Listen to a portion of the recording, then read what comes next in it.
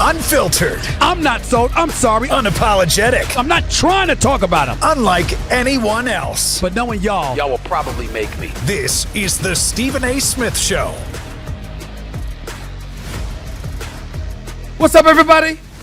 Welcome to the latest edition of the Stephen A. Smith Show, coming at you as I love to do every weekday over the airwaves of SiriusXM Mad Dog Sports Radio, Channel 82. Number to call up as always is 888 Mad Dog 6. That's 888 Mad Dog 6. That's 888-623-3646. And of course, if you want to leave your voicemail messages to get at me because you don't feel like staying online too long, you can always go to SiriusXM.com/GetSerious. That's SiriusXM.com/GetSerious. There are an abundance of stories to get into in the world of the National Football League and college football. There's the Chiefs and the Lions that I'm about to get into. There's the race for the MVP. There's the race for who's the first coach that's going to get fired. You know, is it going to be Mike McDaniels in Miami, or is it going to be Aaron Glenn in New York with the Jets? There's a whole bunch of stuff to get to. And, of course, this college football, Penn State making a change, along with a litany of other programs that have already made a change, along with Alabama making a liar out of me with Kalen DeBoer doing his thing.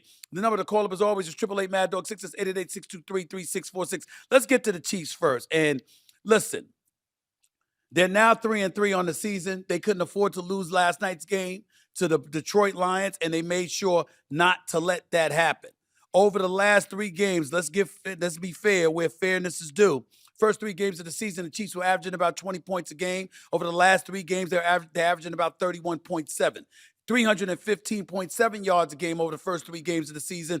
Over the last 3 games, they're averaging 404.4. Okay, and they've scored 95 points over the last 3 games, which is their best 3-game stretch since 2021, which was Tyreek Hill's final season. The reason I bring this up, ladies and gentlemen, is because I think we have to have a conversation as to whether or not we were a bit presumptive, a bit premature in casting such doubt and aspersions on the Kansas City Chiefs. I ain't blaming myself. Now, I ain't putting that on myself. What I said was, wait till these cats get back. Wait till Xavier Worthy gets back. Wait till Rashee Rice, who's now due to come back next week after serving a 6-game suspension due to something that happened with him involving motor vehicle and, and the courts and all of that stuff. I brought all of that up. But I also brought up the fact that if you take into account Rashee Rice, Xavier Worthy, Hollywood Brown, Travis Kelce, ever since they've been with the Kansas City Chiefs, they haven't played one single game together on the same football field. Not one. And yet here they are at 3-3, only a game back from first place in the AFC West after 6 weeks in which we know they haven't had all their requisite weapons and they've looked like such a shell of themselves. And we pointed the finger at Patrick Mahomes to some degree, wondering, as great as he is, was he still that dude? Xavier Worthy said it best. Rashee Rice scheduled to return from a 6-game suspension for Sunday's game against the Raiders, which damn well might as be a bye week considering how awful the Las Vegas Raiders have been. What did Xavier Worthy say? Oh, man, everybody's been waiting for it. Beaming in front of the camera as it pertains to Rashee Rice's return in Week 7. It's what the hype is all about. And we're looking at the Chiefs right now against the Detroit Lions squad. I'm wondering about Detroit because, listen, you lose the way that you lost yesterday, okay? I'm looking at them and I'm saying this is supposed to be the team to beat in the NFC. Evidently not. So we see the Eagles struggling. We see the Detroit Lions now having lost a game to the Kansas City Chiefs. And now we look at Tampa and Baker Mayfield, and it's like, oh, damn. Oh, damn. Baker Mayfield looking the way that he looked without Mike Evans, without Chris Godwin, ultimately without Igbuka, the rookie of the year candidate at the wideout spot. And Tampa's still rolling. Let me tell you something. Things are getting very, very interesting. Things are getting very, very interesting. But before I get into all of that, I want to go back to the Chiefs last night because something happened involving safety Brian Branch, actually defensive back for the Detroit Lions. And after the game, it was damn near a melee because he slapped the helmeted head of Kansas City Chiefs wide receiver Juju Smith-Schuster. Okay. Moments earlier, he had ignored Patrick Mahomes' handshake as both teams had filed onto the field. And talking to cats before the game, or after the game, and of course talking to some of my colleagues at ESPN for my day job, First Take ESPN, every weekday from 10 a.m. to 12 noon. We looked at it and we said, what the hell is going on with this? What's their problem? Okay, what the hell is their problem? And then what we learned was that, he had a problem with, he thought he was undercut, and he was real angry after being blocked in the back by Juju Smith-Schuster, and came and maybe he was ignoring Patrick Mahomes in a handshake because he was too preoccupied mentally and emotionally with getting at Juju Smith-Schuster. Maybe that was what the deal was, and that's what his problem was. And after the game, in credit to Branch, he did acknowledge that what he said was inexcusable. But before he had an opportunity to do it, his coach addressed it, Dan Campbell for the Detroit Lions. Listen to what Coach Campbell had to say. I love Brian Branch, but what he did is inexcusable, and it's not going to be accepted here. It's not what we do. It's not what we're about. I apologize to Coach Reed and the Chiefs and and shoot. That's not okay. That's not what we do here, and it's not going to be okay. He knows it. Our team knows it, and so that's not what we do. Now, if it were me, if you left it up to me, it's an automatic suspension. I think there's a game suspension that should come from the league, and I think there's a game suspension that should come from the Detroit Lions. However, you're the Detroit Lions, and the league suspends it for a game, but you don't want to. I can't blame you because you're not satisfied with how your defense looks, and you don't want to put yourself in even more of a precarious position as the season moves forward because you have relevancy to maintain within the NFC conference. So I get that part. The flip side to it is that when you look at this cat Branch, listen, here's the issue. You don't do what he did. It was Bush League. You can't have that kind of nonsense going on. And as Ryan Clark, my colleague, said, he said, listen, you don't have to like him. You don't have to shake anybody's hands. If you're the opposition and you don't like somebody, so be it. We just saw Robert Saleh, you had the coach from Jacksonville refuse to shake his hand because he didn't appreciate how Robert Saleh said they're legally stealing signs and stuff like that going into San Francisco's game against Jacksonville a couple of weeks ago. So we get that part. We understand that. But the flip side to it, however, is this. When you look at where he's coming from, I'm talking about in terms of Coach Campbell, speaking about Branch, there's no excuse for that. Ladies and gentlemen, you can't do that. Can't do what Branch did, all right? And by the way, you can't be hypocritical either. Since he got drafted in 2023, Branch has been fined 13 times for approximately $130,000 for infractions, varying from everything from face mask penalties to low blocks to taunting to obscene gestures to helmet-to-helmet hits and, of course, fighting. Just recently after Green Bay, he's fined $23,186 for face masking and unsportsmanlike conduct penalties. And like Cam Newton said this morning on television, he's 6'6", 250 pounds. When you grab his face mask, he shrinks to 5'6", 120 pounds. Face mask is a devastating thing to do on the football field, particularly if you're catching somebody off guard. So we got to pay attention to all of that. You can't have that, and you got to universally speak out against vile acts or immature acts that can do harm to other people, sucker punches, and all of this other stuff. You had 60 minutes to be out there on the field getting at it. You had to do something like this after the game. Branch felt like, a play is something that he could have got hurt, and he reacted with reporters after the game. Let's be fair and listen to his explanation about what transpired and why he did what he did. Listen up. They were trying to bully me out there. Should have never did it. It was childish. How do you process the way it went down for you guys tonight? Just having a winning streak snapped and coming in here against a tough opponent. We beat ourselves, honestly. What happened between the plays? What are you referring to?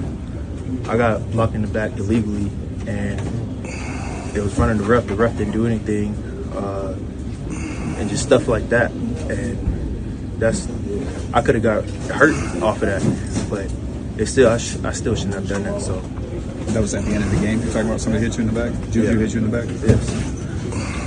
So Juju in particular was the one that hit you? Yes. Yeah. Were there other things that they were doing just in terms of maybe rubbing it in at the end? Yeah, they were It was a lot of stuff, but I should have showed it between the whistle, not after the game, and I apologize for that.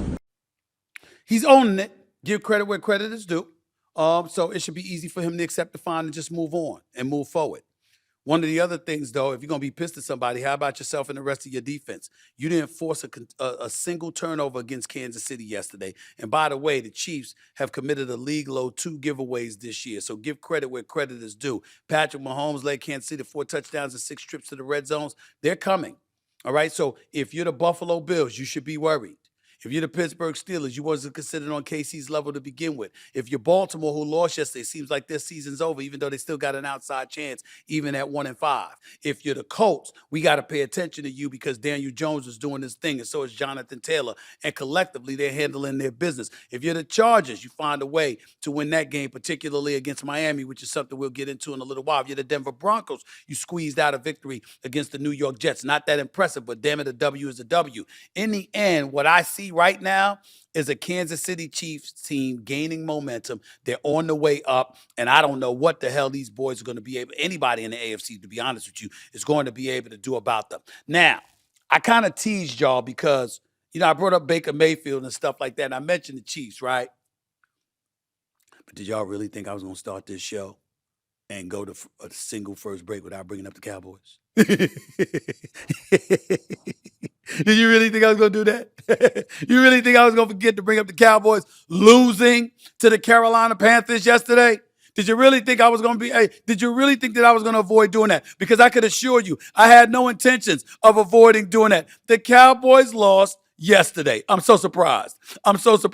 And listen, 30-27, I got to give credit where credit is due. I can sit up there and make fun of it and the Cowboys finding a way to lose this game. But I got to admit this, Dak Prescott, without CeeDee Lamb, completing 74% of his passes, 261 yards, 3 touchdowns, no sacks, a 90.2 QBR, playing like an MVP candidate. As of right now, Dak Prescott is second in the league in passing yards behind Matthew Stafford, second with 13 touchdown passes behind only Jared Goff, fourth with 71.6% completion percentage, second in QBR behind only Daniel Jones of Indy, and in terms of fourth quarter comebacks, he's got 2. Only Baker Mayfield has more, which is 4. And this cat, George Pickens, who came over from the Pittsburgh Steelers, who is a stud, who can ball, who's been picking up the slack for CeeDee Lamb, 9 passes for 168 yards and a touchdown, A touchdown, by the way, for the 5th consecutive game, and he's got 6 touchdowns during this stretch, The brother's been flat out balling. You're going to have to pay that man, Jerry, and here's what's going to be interesting with Jerry Jones, who's the birthday boy, by the way, my Libra buddy. Jerry Jones, owner for the Dallas Cowboys. Today is his birthday. Turned 83 years of age today.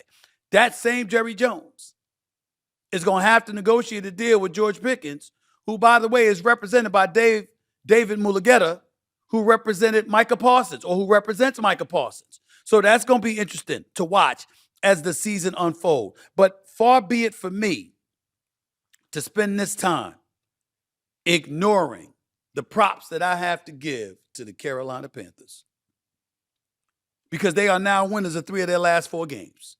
Falcons, Dolphins, Cowboys. They're 3-0 at home, 0-3 on the road, but they're a 500 football team playing respectable, And I got to give love where love is due. But before I go any further, let me say this. Listen, this might be breaking news. It might be breaking news, so it's important that I say this. I'm not flawless. I know that shocks y'all. I know it's a big, big shock to all of you out there. But I'm not perfect. There are some times that I make a prediction, and dare I say I am wrong. And I predicted that the Dallas Cowboys would find a way to win this game. I predicted that these are the Carolina Panthers that we're talking about here. And there was no big deal to be made out of the fact that they came back from a 17-0 deficit and beat the Miami Dolphins a week ago. Or that they blew out the Falcons 30-0 a week before that. I get it. I understand it. I said all of these things. But the reason I got to take a moment to stand down and give the Carolina Panthers props is because their PR department came out with a video directly against me. They came at me. I have to let y'all hear it. For those of you out there, YouTube, to see it. Check out the Carolina Panthers and the video they put out after beating the Dallas Cowboys. Watch this. Should the Cowboys be on upset alert? I don't think so. McMillan, his first NFL touchdown. I saw Carolina come back against Miami last week, but that's Miami. Wide open man is Dowdle, and he's going to take it to the end zone against his former team.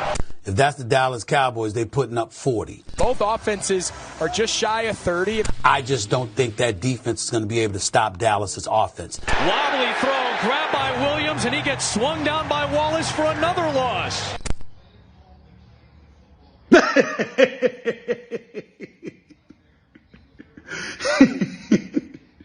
Yo, y'all, they got me. I can't even front. They got me. I deserve every bit of the trolling that the Carolina Panthers put on me. No doubt about it. They got me good. But I want to take a moment to give props to two people more than anything. This cat, Rico Dowdle, the man just rushed for 206 yards last week. Told the Dallas Cowboys to buckle up before the game. And then proceeded to go out there and run for 183 yards on 30 carries. Also caught 4 passes for a team-leading 56 yards and a touchdown, by the way. Rico Dowdle was flat out balling. This is a man that Jerry Jones refused to make an offer to re-sign during free agency, leading him to sign with the Panthers for a 1-year, $3 million deal, which could grow to $6.5 million with incentives. Jones opted to sign Javonte Williams, 1 year, $3 million instead, and obviously a decision that was criticized after Rico became a 1,000-yard rusher, in Dallas. This is what it is. So Rico Dowdle warned the Dallas Cowboys, told them to buckle up before they came to town, and then promptly did what he did. 239 yards from scrimmage on the day, which set a franchise record. You know why he did that, right, ladies and gentlemen? Because the Dallas Cowboys defense is soft as hell. That's why. Soft as cottonelle tissue. That's what that's about. They soft as hell. And he basically told them, I'm going to kick y'all ass. And then proceeded to go out there and do exactly that. So he deserves a lot of props. If you're the Dallas Cowboys defense, not so much, obviously, because you've been struggling. And I'm just looking at this cat right now, and listen, you just can't say enough. And Bryce Young is doing a damn good job right now. We can't take anything away from him. Bryce Young is doing his thing. Zone coverage on 85% of his dropbacks, by the way. Completing 14 and 21 passes for 174 yards, 2 touchdowns, 1 interception against the zone. If you're the Dallas Cowboys and Brian Schottenheimer, what the hell are you playing zone for? He's talking about he believes in Eberflus's scheme. Did you see his quote? That's a bigger question. Schottenheimer said, I would think so. I would hope so. What are we, 6 games in? Is that right? 6 games? Yeah, I would think so. We plugged one hole in the passing game a couple of weeks ago, right? Certainly, we've shown the ability to run the football. We've shown the ability to stop the run, but there's a consistency that's not showing up. We got to be better, and that starts with me. That starts with the coaching staff to put these guys in the right position. What Brian Schottenheimer left out was a couple of things. Number one, Michael Irvin, right there with that tweet. He puts out, I have never seen an NFL defense with so many people running wide open. In other words, you have no defense. And by the way, not only are they running wide open, you don't have anybody to get to a quarterback because you let go of Micah Parsons, which was a huge mistake that Jerry Jones is going to have to just deal with eventually. And you also got to remember through 6 games, Dallas is allowing a league worst 412 yards per game. And opponents are scoring over 31 points a game. That's horrid. That's what we're talking about with the Dallas Cowboys, which forces me to have to get on my man Jerry Jones. Because if you're Jerry Jones, here's the reality. Total defense, you're dead last. Pass defense, you're dead last. Third down defense, you're third last. Scoring defense, you're second to last. Run defense, you're 4th worst in the league, or 3rd worst in the league. Come on, man. And you're Jerry, and you turned in 83, and you turned 83 today, and you're talking about your own mortality. You know what? You keep Micah Parsons, and you still already had George Pickens on the squad with a CeeDee Lamb. And by the way, don't put CeeDee Lamb in some damn I formation, having him running the football out of the backfield. He'd probably still be on the damn field if he didn't have to do that. He's not a running back, having to fend off defensive linemen and linebackers to get deep into a secondary. He's a wide receiver that shouldn't have to deal with all of that. Don't put him in that position again. That's why he got hurt to begin with. But in the end, what it comes against Chicago, but in the end, what it comes down to is that it is what it is. The Dallas Cowboys lost. The Carolina Panthers won.